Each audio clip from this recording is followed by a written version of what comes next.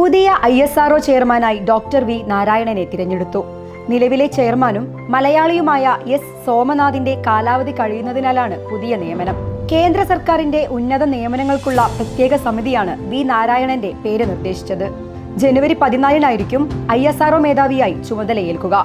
ബഹിരാകാശ വകുപ്പ് സെക്രട്ടറി, ബഹിരാകാശ കമ്മീഷൻ ചെയർമാൻ എന്നീ സ്ഥാനങ്ങൾ വി നാരായണൻ ഏറ്റെടുക്കും. രാജ്യത്തെ സേവിക്കാൻ തന്നെ തിരഞ്ഞെടുത്തതിൽ കേന്ദ്ര സർക്കാരിനോട് അദ്ദേഹം നന്ദി അറിയിച്ചു. ചന്ദ്രയാൻ 4 ദൗത്യത്തിനുള്ള നടപടികൾ തുടങ്ങിക്കഴിഞ്ഞുവെന്നും നിരവധി ലോഞ്ചിംഗ് പരിപാടികളുണ്ടെന്നും ഡോക്ടർ വി നാരായണൻ പറഞ്ഞു.